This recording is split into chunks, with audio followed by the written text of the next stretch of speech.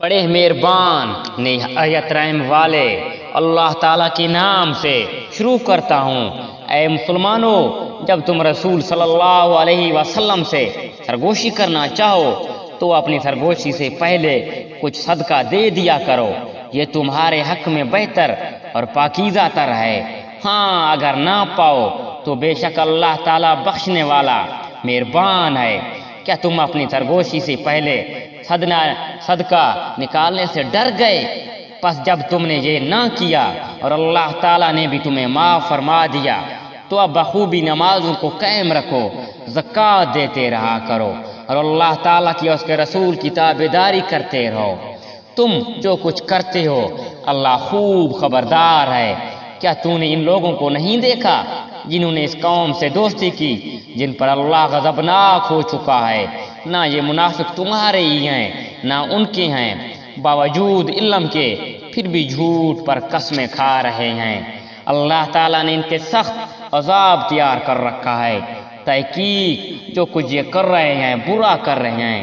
ان لوگوں نے اپنی قسموں کو ڈھال بنا رکھا ہے اور ان لوگوں کو اللہ تعالیٰ کی راہ سے روکتے ہیں۔ ان کے لیے رسوا کرنے والا عذاب ہے۔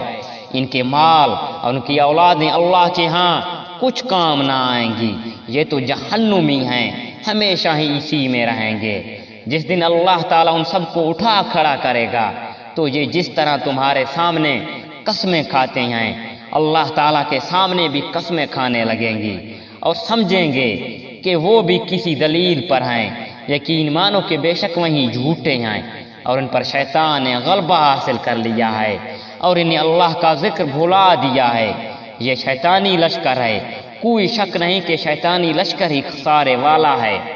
بے شک اللہ تعالیٰ کی اور اس کے رسول کی جو لوگ مخالفت کرتے ہیں وہیں لوگ سب سے زیادہ ذلیلوں میں ہیں۔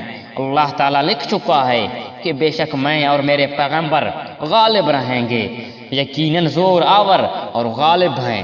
اللہ تعالیٰ پر اور قیامت کے دن پر ایمان رکھنے والوں کو آپ اللہ اور اس کے رسول کی مخالفت کرنے والوں سے محبت رکھتے ہوئے ہرگز نہ پائیں گے، کو وہ ان کے باپ یا ان کے بیٹے یا ان کے بھائی یا ان کے کنبے قبیلے کے عزیز ہی کیوں نہ ہو۔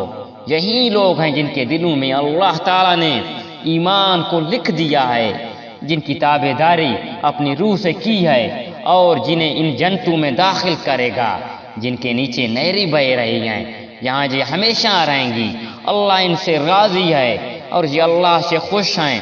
یہ خدائی لشکر ہے، آگاہ رہو، بے شک اللہ کے گروہ والے ہی کامیاب لوگ ہیں۔